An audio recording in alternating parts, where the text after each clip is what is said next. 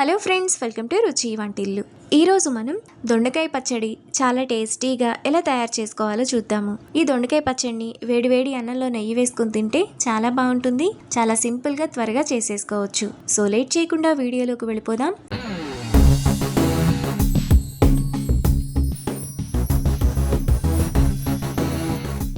ముందుగా దొండకాయ పచ్చడి చేసుకోవడానికి స్టవ్ మీద పాన్ పెట్టుకొని అందులో 2 టేబుల్ స్పూన్లు పల్లీలు వేసుకొని మీడియం ఫ్లేమ్లో బాగా ఫ్రై చేసుకోవాలి.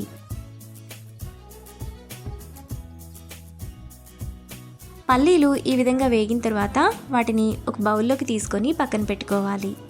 ఇప్పుడు అదే ప్యాన్లో 1 టేబుల్ స్పూన్ ఆయిల్ వేసుకోవాలి. ఆయిల్ వేడైన తర్వాత అరకిలో దొండకాయలను కడిగి ఇలా చిన్న చిన్న ముక్కలుగా కట్ చేసుకోవాలి. దొండకాయలను ఇలా చిన్న చిన్న ముక్కలుగా కట్ చేసుకుంటే త్వరగా ఫ్రై అవుతాయి. ఇప్పుడు కారానికి తగినట్టుగా 10 పచ్చిమిరపకాయలను ఇలా తుంచి వేసుకోవాలి. ఇప్పుడు ఒక రెమ్మ కరివేపాకు వేసుకొని ఒకసారి బాగా కలుపుకోవాలి.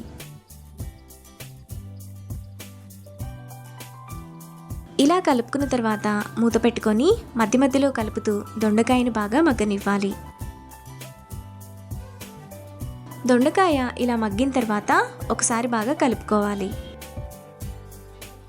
ఇలా కలుపుకున్న తర్వాత అందులో చిన్న చిన్న ముక్కలుగా కట్ చేసుకున్న 2 టమాటా, అరకట్ట కొత్తిమీర తరుగు, చిన్న నిమ్మకాయ సైజంత చింతపండు వేసుకొని ఒకసారి కలుపుకోవాలి.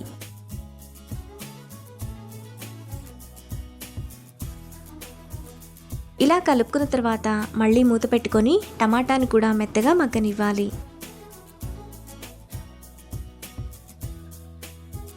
టమాటా కూడా ఇలా మెత్తగా మగ్గిపోయిన తర్వాత ఒకసారి కలుపుకోవాలి. ఇలా కలుపుకున్న తర్వాత స్టవ్ ఆఫ్ చేసుకొని చల్లారనివ్వాలి.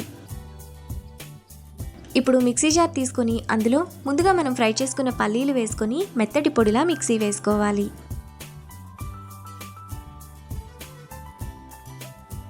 తరువాత 10 వెల్లుల్లి రెబ్బలు, 1 టేబుల్ స్పూన్ జీలకర్ర,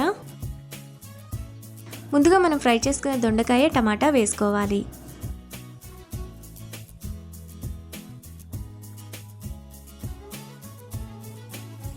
ఇప్పుడు టేస్ట్కి తగినంత ఉప్పు వేసుకొని కొంచెం బరకగా మిక్సీ వేసుకోవాలి.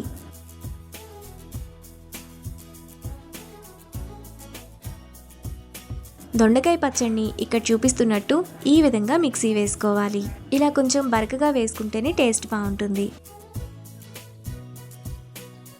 ఇప్పుడు ఈ పచ్చడిని ఒక బౌల్లోకి తీసుకొని పక్కన పెట్టుకోవాలి. ఈ దొండకాయ పచ్చడి అన్నంలోకే కాకుండా ఇడ్లీ దోశల్లోకి కూడా చాలా బాగుంటుంది. ఇప్పుడు స్టవ్ మీద మరో ప్యాన్ పెట్టుకొని అందులో 1 టేబుల్ స్పూన్ ఆయిల్ వేసుకోవాలి. ఆయిల్ వేడైన తర్వాత 1 టీ స్పూన్ తాలింపు గింజలు, 2 ఎండుమిరపకాయలు, 1 రెమ్మ కరివేపాకు వేసుకొని ఫ్రై చేసుకోవాలి. తాలింపు అంతా వేగిన తర్వాత పచ్చడిలో వేసుకొని కలుపుకోవాలి.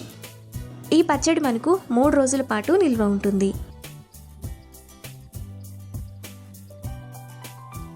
మనకు చాలా టేస్టీగా దొండకాయ పచ్చడి రెడీ అయిపోయింది. ఇప్పుడు ఈ పచ్చడిని వేడివేడి అన్నంలో నెయ్యి వేసుకొని తింటే ఎంతో టేస్టీగా ఉండే దొండకాయ పచ్చడి రెడీ. ఈ రెసిపీని మీరు కూడా ట్రై చేసి మీకు టేస్ట్ ఎలా కుదిరిందో నాకు కామెంట్స్లో షేర్ చేయండి. ఈ వీడియో కనుక మీకు నచ్చినట్లయితే లైక్ చేసి, షేర్ చేసి, సబ్స్క్రైబ్ చేయండి.